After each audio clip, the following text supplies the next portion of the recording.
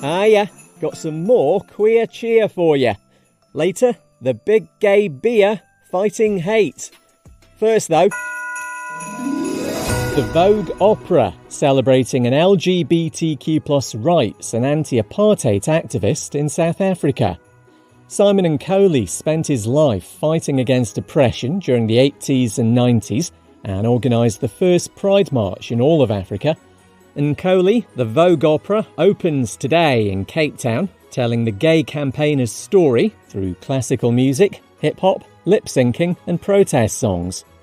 Director John Trengove tells Cape Talk Simon's two big causes were often in conflict. He faced homophobia within the Black resistance movement, and he faced racism within the gay movement. But he never wavered. He fought for everything that he believed in equally. Simon died from AIDS-related illnesses in 1998 at the age of 41. He helped to get queer rights protected in South Africa's constitution. A man in Germany's probably been cured of HIV. He had a stem cell transplant in 2015 for leukemia and stopped taking his anti-HIV medication 3 years later. Up to now, there's no sign of the virus returning, so he could be only the 7th person in the world to be cured.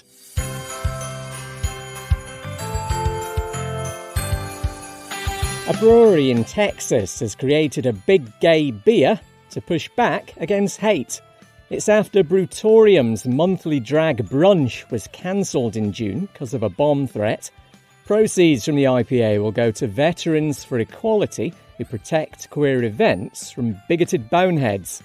Jen Peñas, the group's founder. This is what my vets do. When there's protesters, they have signs, they hold up, and it blocks them out. We like to de-escalate things. We don't like to instigate. We are non-confrontational as much as possible, but as veterans, we don't mind getting froggy if we need to. Oh, I am so froggy. The Big Gay Beer is 8.7% and very fruity, with pink guava, mango and orange. And who'd have thought it? A video that appears to show Volodymyr Zelensky unconscious in an LGBTQ+ club toilet is a fake. Never in a million years. It supposedly showed the Ukrainian president being woken up by police from a drug-induced state, but fact-checkers say the original undoctored footage shows a different man. A separate image of Zelensky in hot pants at a Pride event is also fake, sadly. Yeah, it's the final Pride Daily of 2024 as the queer cheer continues. Later, why Tom Daley's been down on all fours. First though, let's talk about the ride-sharing service that's been launched in Pakistan for transgender people. The hope is She Drives will be a safe alternative for those who are often harassed on public transport. Trans people are seen as outcasts in Pakistan, which is a mainly Muslim country. Khushbu lives there. She's transgender and tells DW it's hard. There are good and bad people. Most of them are bad. In crowds, people grope us or do nasty things. Someone will say, "Why are you doing this?" We say to them, "We're humans like you." The She Drive service is starting off in Lahore with a view to expanding to other Pakistani cities. A number of same-sex couples have taken part in a special 100 Weddings in a Day celebration. It's marked the 100th birthday of Old Marylebone Town Hall in London. Couples tied the knot, had a civil partnership or renewed their vows. Daryl Jackson and Graham Downey were among those making it official. They tell the BBC the venue's got significance for them. We used to live around here, so it's really we used to pass this place every single day, walking our dog, didn't we? And, kind of dream about what it would be like to kind of get married there and to actually be here and do it. We feel so privileged to have been chosen, actually. It's just beautiful. Quite a few celebs have got married there too, including Paul McCartney, who's done it twice. This is for all the gay men who like to hike. If you come across a woman on her own during a trek, how can you subtly convey you're not a threat? Some tips from TikToker Stan Chris. Heartstopper, Season 3. Men are trash. Don't you ever forget. My glutes haven't been this worked out since my ex-boyfriend, you hear me? The video's had about 28 million views. Queer Thai actors Musa Passit and Tulpa Korn have got engaged. Mew got down on one knee during a press conference to launch his latest single after asking his boyfriend to join him on stage, and Tul said yes. Last month, Thailand became the first country in Southeast Asia to legalise same-sex marriage. The law comes into effect in January. And Tom Daley's been testing how sturdy the beds are at the Olympic Village in Paris. They're made of cardboard, with organisers denying claims it's to stop athletes having special cuddles on them. Ahead of Friday's opening ceremony, he's posted a video proving their strength by jumping up and down on them. And for an extra treat, he finishes up on all fours. Hi there, and Happy New Year! It's our final day of Queer Cheer.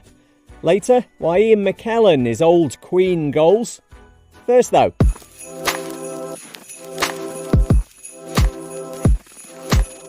queer people in New South Wales in Australia are getting more rights. A new equality law means, amongst other things, trans people can change their birth certificate without surgery. Liberal MP Felicity Wilson went against her own party to vote for this. She addressed her critics in Parliament. Allowing an individual to change their sex on their birth certificate is deeply personal and impactful. Those who claim it will create risk for women are fear-mongering. I've never been asked to show my birth certificate to enter a bathroom or to enter a sports change room. It's a matter of dignity, autonomy and individual rights. The new law also means birth certificates are going to have a non-binary option, and threatening to out someone who's LGBTQ+ becomes an offence. Next, the first transgender football team in Spain. Phoenix FC's made its debut in a regional league in Catalonia. They actually lost 19-0, but we'll gloss over that. The team was set up by Hugo Martinez, who was forced out of a women's side when he started transitioning. Captain Luque Barnes tells Reuters the importance of this goes beyond sport. Phoenix is a team of trans boys created entirely by trans boys. But I think it's more than that. A family, a safe space. A space where you can be free and express yourself however you want and how you really feel. A TikToker says she can now pay for the rest of a transition thanks to being so very demure. This is the buzzword that's big on socials right now. Off the back of it, a video by beauty influencer Jules LeBron has blown up big time. You see how I do my makeup for work? Very demure, very mindful. See how I look very presentable? The way I came to the interview is the way I go to the job. Be mindful of why they hired you. Here's your reality check, diva. What's the name you'd like me to make it out to? Jules's TikToks are now racking up many millions of views, leading to lots of lucrative opportunities, and her success is having a very meaningful impact. One day, I was playing cashier and making videos be on my break. And now I'm flying across country to host events, and I'm going to be able to finance the rest of my transition.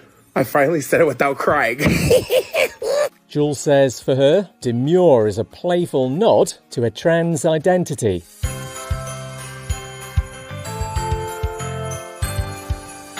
Thousands of crickets have been released into an anti-transgender conference. Led to 600 awful people being evacuated from the LGB Alliance meeting in London. Activists from a group called Trans Kids Deserve Better say they were behind it.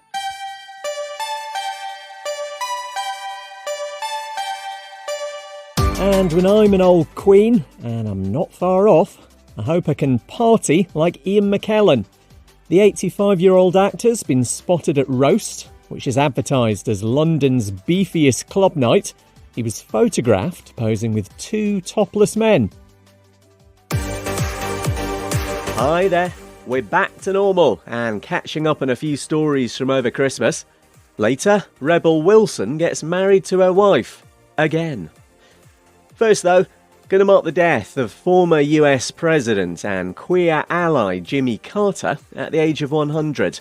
During his stint in office between 1977 and 1981, he set up a meeting at the White House with LGBTQ+ rights activists, the first of its kind there. Plus, Carter worked to prevent a ban on queer people from being school teachers in California. 9 years ago, he said this to HuffPost about same-sex marriage. That's no problem with me. You know, everybody should have a right to get married, regardless of their sex. I believe that Jesus would approve gay marriage. I think Jesus would encourage any kind of love affair if it was honest and sincere and was not damaging to anyone else. And I don't see that gay marriage damages anyone else. Carter also spoke out against the don't ask, don't tell rule that kept LGBTQ+ members of the armed forces in the closet. A man accused of running a queer travel agency in Russia has died in custody. Andrei Kotov was thought to be up on charges of organising extremist activity and participating in it for running a queer travel agency. The non-existent international LGBT movement is designated by Russia as extremist. The 48-year-old claimed he was tortured with a stun gun during his arrest.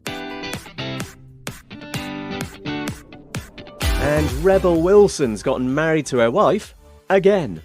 The actor and Ramona Agruma had a wedding ceremony in Sardinia last September, but same-sex unions aren't actually a thing there yet. They've now had their marriage legalised in Sydney. It was officiated by Rebel's sister, Liberty. Hi there. Later, let gay people be boring. We'll start with this though. The first out transgender member of the US Congress, where America's laws are made, is sworn in today. Democrat Sarah McBride won the seat for Delaware in the House of Representatives a couple of months back. The 34-year-old helped pass a trans non-discrimination law in the state and secured paid family and medical leave. She tells the Associated Press that gender identity's not what it's all about, actually. I am so relieved that other trans folks get to see this news. But the reality is that I didn't run to be a first. I didn't run to make history with an election. I ran to make historic progress for this state and for this country. Sarah's been into politics from a young age. As a kid, she practiced speeches in a bedroom from a makeshift podium.